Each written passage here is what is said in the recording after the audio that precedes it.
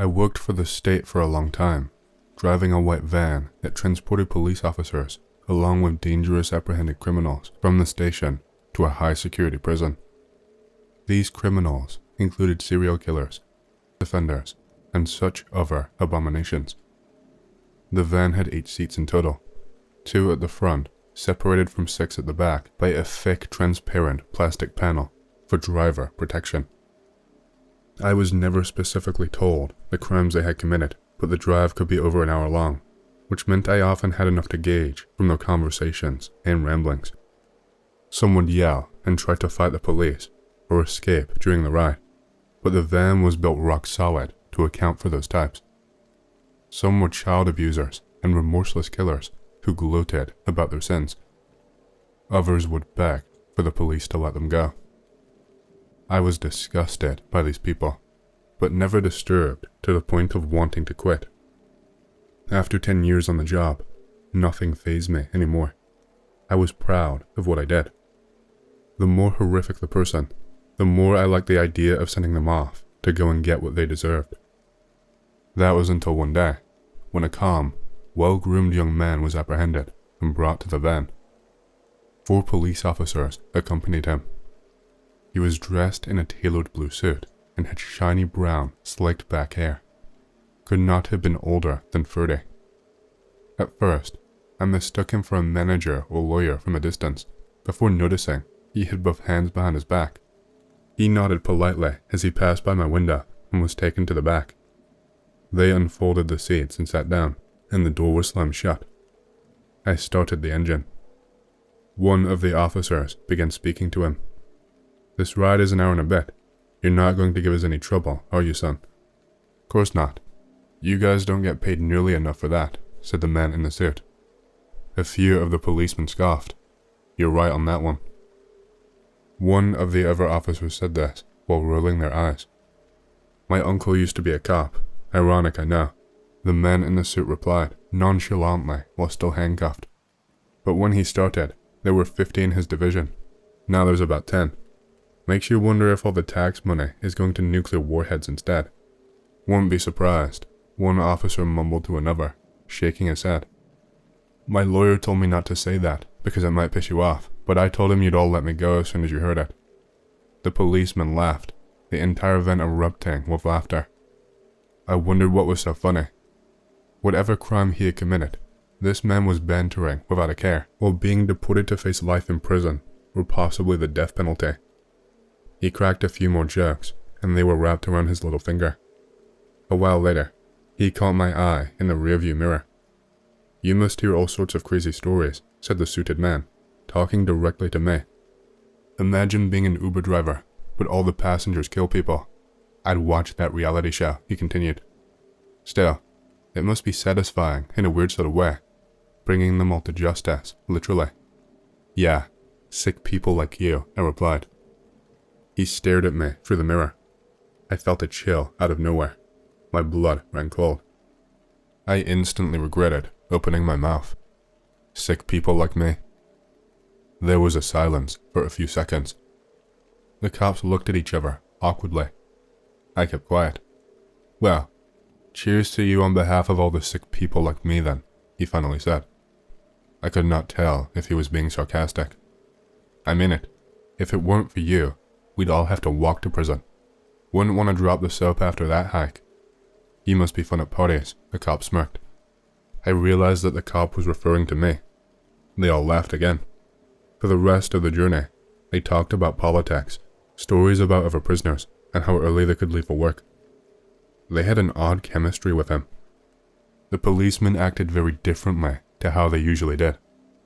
They usually tried to bully the criminals or scare them into a confession.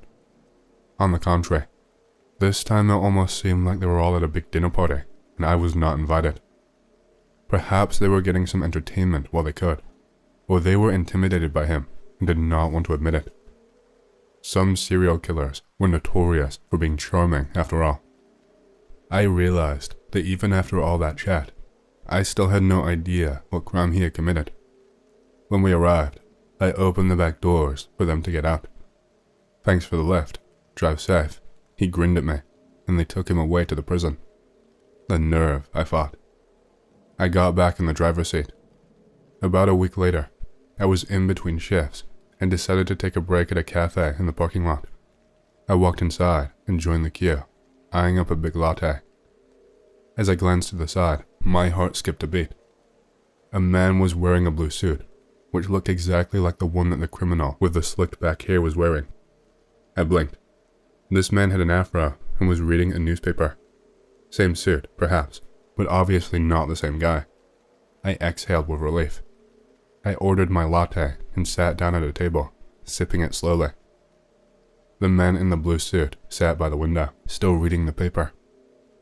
I glanced at him for a while and noticed that he was just staring into it, without turning the pages at all.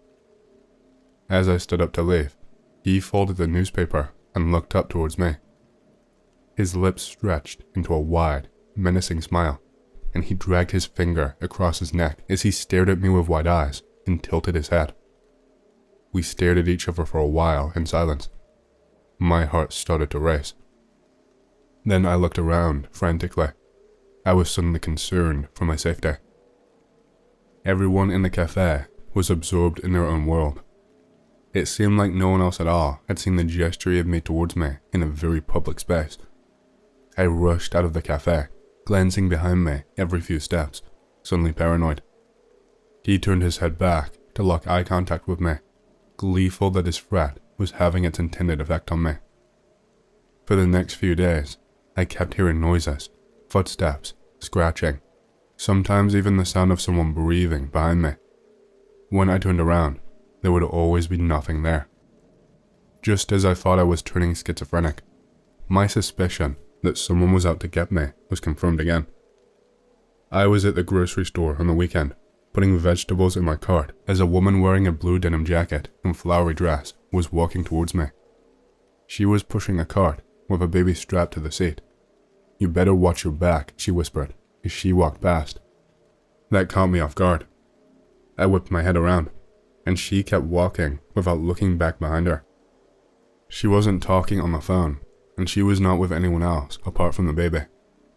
That warning was undoubtedly for me. Had I just pissed off a cult of people dressed in blue? I got in the van the next day at 7 a.m. and headed off to the station. There was heavy traffic, and I was convinced that I would be late for work. I turned into a long stretch of road that was next to a steep drop and metal railing fencing off the edge on the right. As I drove along the congested road, stopping and starting to move a few feet incrementally, I stared at the bumper stickers on the back of the white van in front. "It's gonna be a good day," is what it said. There was a sun with a smiley face next to it. The traffic finally started flowing, and I approached an intersection where cars merged from the left-hand side. A set of traffic lights came just before it. I looked at my watch. I was practically pleading for the light to not turn red. As if the universe was conspiring against me, the lights turned yellow, and as the van in front of me sped past them, they turned red. Great. I slammed the brakes and looked up. I only saw the van in front for a split second, and suddenly, out of nowhere, a massive lorry T-boned it violently from the left. A loud crash, combined with a painful crunch, stunned me into paralysis. Both vehicles crashed through the railings and went hurtling over the edge of the cliff. The lights turned orange, then green, but I remained unmoving in silence, shaking. There was an empty space in front of me where the van had just been. I could see people through their car windows, horrified and calling the police. Eventually, I snapped out of it and drove numbly to a side road without having fully processed the event. I parked there and called my colleagues at the station to inform them about what had just happened. A few days later, I found out that both drivers had died on impact. The lorry had crashed into the van driver's side at 90 miles per hour, crushing him instantly. They thought it was a freak accident at first, until they recovered the remains and discovered the lorry driver's phone, which had been in a holder stuck to his windshield. It wasn't a GPS on the phone that was guiding him. At the time of the crash, he had been using a navigator app connected to a tracking device. The device had been tracking my vehicle. The police searched my van from top to bottom and found the bugger stuck to the underside of one of the back seats. The seat that the man in the slick back hair wearing the blue suit had sat in on his ride to prison about 2 weeks ago. I pieced it together as soon as they told me. That motherfucker must have slipped that out from a pocket or something and stuck it to the inside of my van as soon as I pissed him off. Later on, I got given the rundown on this guy and did a little bit of digging on my own. It turned out that he was a very well-known and well-connected person in certain higher-up circles, and he had taken the fall for something that had happened. He was part of it, but not the whole brains behind it, and ended up being the fall guy. I only found out this stuff from research and rumors. He was officially arrested for selling and smuggling weapons, and on the surface, his reputation was as an underground weapons dealer, and he sold to some very wealthy clients. Why would anyone with money take such a risk on something that they could easily afford? Yeah, that's where it did not add up for me either. Sure, there is the convenience. You could very easily get a large number of weapons in a short amount of time, and they would all be unregistered with no way to trace them back. But assholes selling weapons like that must be a dime a dozen. I heard another rumor, one that I don't have any concrete evidence about, but the way the guy acted and thought so much of himself makes this seem all the more likely to me. I heard that it was not weapons that he smuggled, it was women. Not women exactly, but little girls, from all over the globe to right here in America. The information is practically buried and sealed away, and again, no evidence about it exists anymore, but it's rumored that he was the head of some large human trafficking rings that operated in places like China and Russia and anywhere that you can think of. He would apparently ship them over here and hand them over to whoever was the highest bidder, and would sometimes even do bulk deals. Just the thought of it made me shiver. He apparently had some connections to some very wealthy people, but that I don't know too much about. I've heard rumors about him transporting the young girls to a certain island to be auctioned off. I didn't know any of this information at the time, otherwise I might have put it together sooner. It was around 5 years ago, maybe the first half of 2019. I'll let you do the math. I think he knew a certain someone and shipped it to his island. I know it sounds like some crazy conspiracy, but it all adds up to me. All of the rumors around him, the fact that the guards were almost acting like his best buddies, and the fact that he carried himself around like he was untouchable. I think he was supposed to be the scapegoat, but then something changed, and I don't know what. I can't find a record of him being in prison still, so I think he might have gotten the same treatment so that he could not blab to anyone. Why he wanted to go to all those lengths just to get to me, I will never know. Maybe he wasn't used to being defied and had everyone around him under his thumb and in his pocket for so long that the first guy who dissented, he wanted to teach a lesson.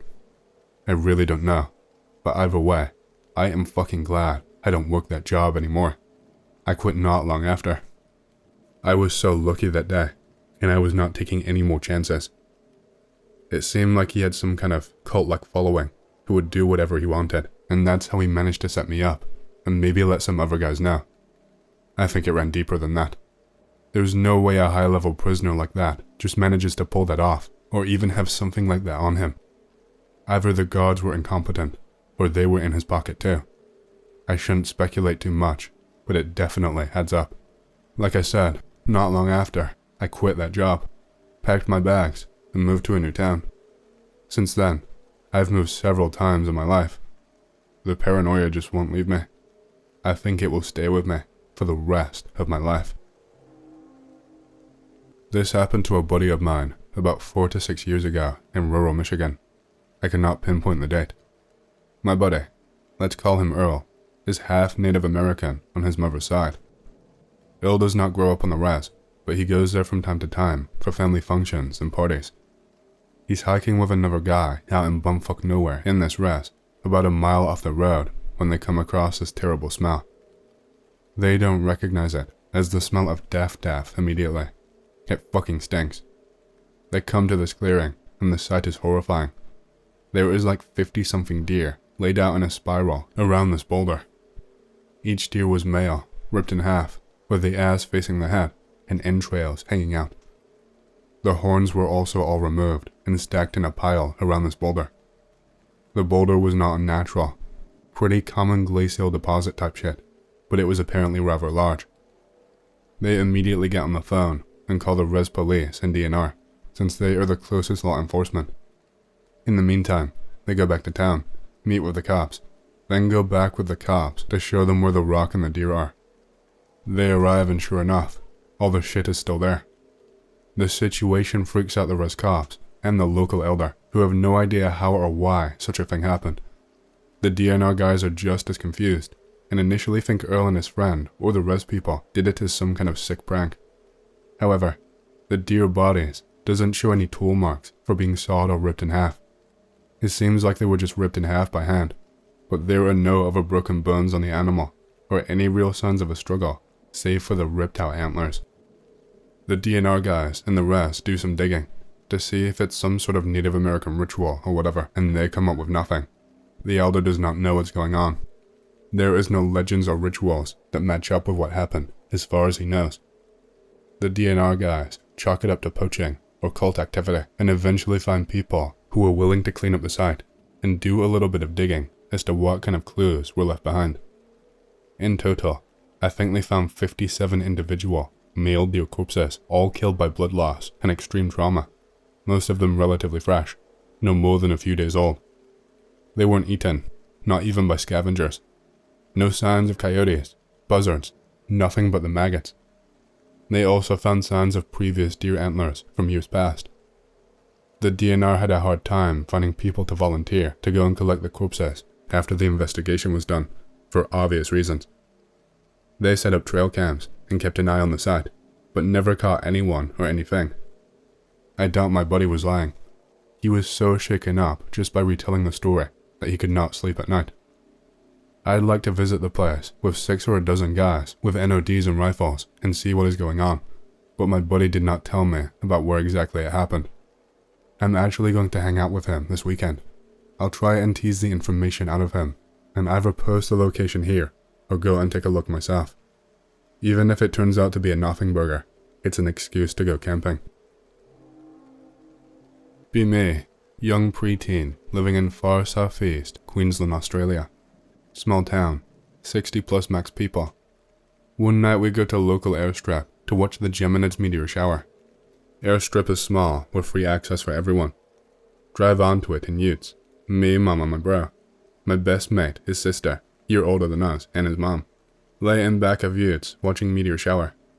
One meteor much larger and brighter drops to the midpoint on the horizon, zigs back upwards, zags downwards at a 45-degree angle, zips back in the opposite 45-degree angle, starts to grow bigger and burn brighter, shoots off across the sky, leaving a burning arc. Shit bricks, parents say let's go. Get to school next day. Rich chick in our year approaches. Hey, you guys were on the airstrip, right? We were down the far end, on our property. We could hear you talking. What was that light in the sky? My parents told me not to talk about it. Follow-up story. Live in the same town. Year or two later. Drive to next town over each Friday for scouts. 228-kilometer round trip. Coming back late at night. My mom, bro, and my mate who was in scouts with me. Suddenly bright light shining all around car from above us. Mom saying in a nervous voice the whole time, "Relax, it's just a helicopter. Relax, it is just a helicopter." Loud buffeting hum sound. Can't remember what happened after this. Then we're just driving on the road without the lights or sounds. Years later, Mom told me she wasn't sure what happened, that it was just gone all of a sudden. On a side note, when I was much younger, I'd have these waking dreams where all of a sudden I would be me, but much older, driving in a car with heaps of other people, not all human, in army clothes, and there were bombs landing all around us. One would explode near the car, and I would snap out of this daydream. Had all neurological tests, etc. done, and they found no issues with my brain, or signs of seizures, etc. Am I some alien conduit, friends? Here's what happened to me. My GF and I live about 1.5 to 2 miles away from each other. We live in Vegas, and if you've ever been, you'll notice that a lot of the residential neighborhoods away from the strip, casinos, border the desert. Imagine whole neighborhoods that just end into nothingness that are the Sierra Nevadas, pick related. If you live far away enough from the lights, like we do, southwest side of town, you get a pretty clear look at the stars. Kind of awesome. Unlike major cities like Los Angeles that have virtually no stars in the night sky due to light pollution. Sorry this is taking forever, but the setting is important. I will start. Dropping GF home one night around 1 or 2 a.m. Hot summer night. Begin my 2 to 5 minute drive home. Important to note that on this specific night, the desert was well lit up by stars and the moon. Driving down road and see a handful of taillights up ahead of me, maybe a quarter of a mile. As I get closer, I realize the cars are parked on the deserty side of the road, which was weird considering how late or early in the night it was. I decide to pull over. I was a lifeguard at one of the casinos at the time, and in case someone was hurt, I knew CPR and basic first aid. I pull up, park my car, and I see maybe 10 people standing around talking together. One guy had a golden lab. I recognized a few of them from our local gym. Our neighborhood is small, with its own shopping district, so it's hard not to run into someone that you know in the area. Most are older, respectable people, middle-class people with families. I walk up and ask what is going on, and one of the guys, who I know most from the gym, tells me they saw something strange out in the desert. That's when I realize that most of them are staring out into the desert and trying to get a good look, but no one has actually walked out there to see what it is. After what was about 15 minutes, some other guy, who was elderly, starts shouting, "What is that?" And everyone starts kind of freaking out. Golden Lab starts freaking out as well, barking and trying to run off into the desert, but is on a leash. Look out, and what I see paralyzes me. It was a tall humanoid figure, white/grey, taking off in the desert out to nothingness. In fact, the direction that he was running would lead you into the nothingness of the Sierras and eventually California, but no civilization for hundreds of miles. You could hear and feel its footsteps as it strode along, long and heavy. The desert is covered in cacti and dead brush and uneven. Dirt, mud, and sand make it hard to just book it. Aside from the steps and the people shouting, you could also hear brush being trampled and ripped up out of the ground. What terrified me the most is the fact that, although whatever it was maybe a football field away, at that distance, it still appeared to be over 7 feet tall. I could not imagine the size of this thing, standing next to a human. I wouldn't want to. After a few more minutes, people start hopping in their cars. Dog is still going crazy. My mouth is dry, and I feel like all of my emotion has left my body out of the sheer fear that I experienced. The last remaining couple of minutes of my drive home seemed eternal. I snapped out of it for a second when my phone rang. It was a text from my GF asking if I made it home okay. A custom that we have. Super cute, I know. I didn't tell her about what happened. I lied and said I was already in bed. It was then that I realized the center console in my car was not lit.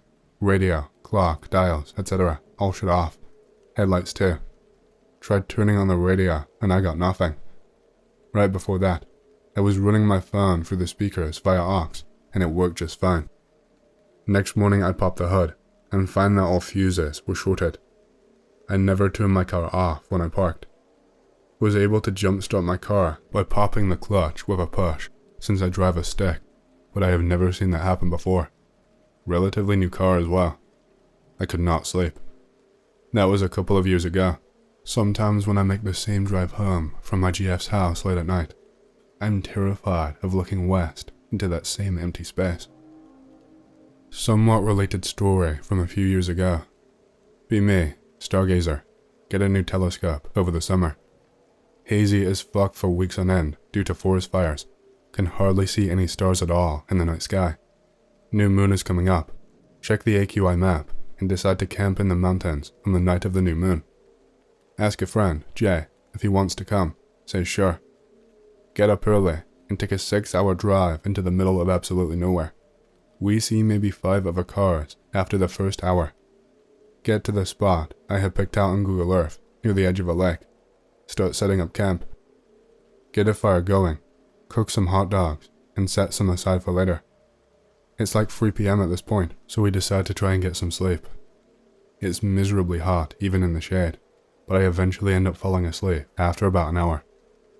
Wake up as the sun is just starting to set. Start unloading equipment from the truck and setting everything up.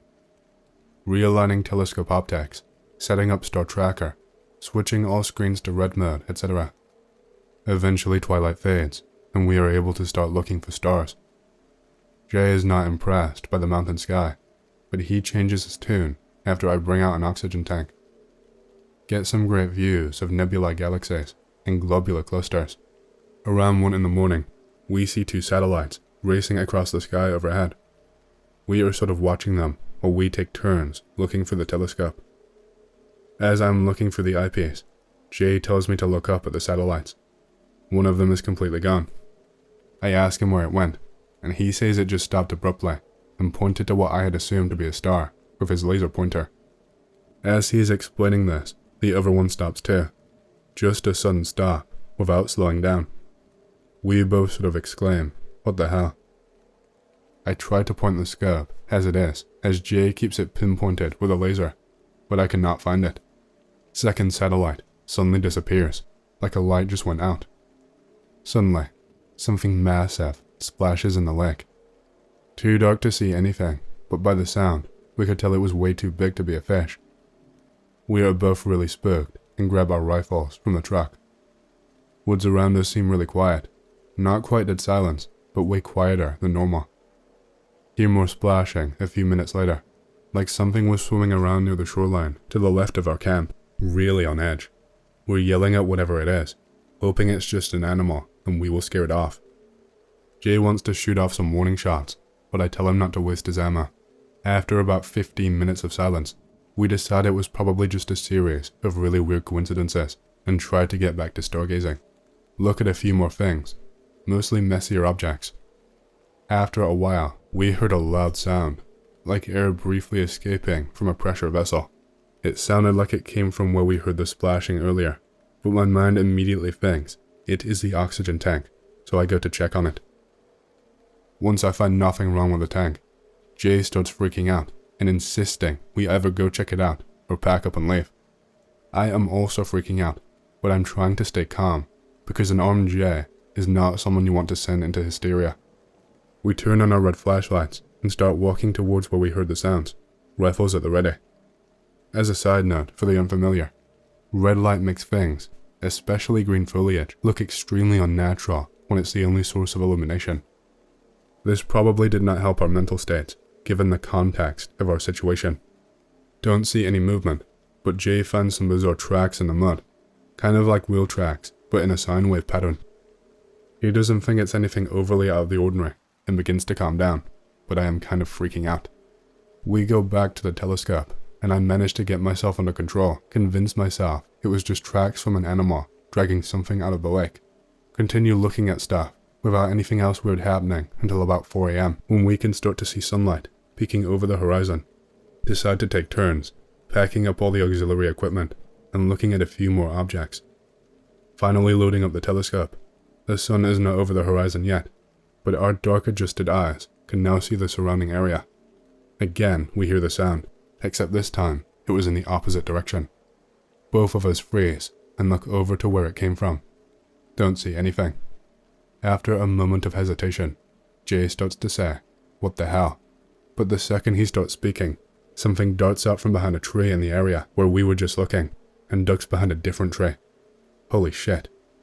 Did not get a good look at it, but it was definitely too small to be a person. Jay is tripping over himself, trying to run back to get his rifle. My rifle is within arm's reach. Pick it up and train it at the tree where I saw the thing. Jay returns with his gun.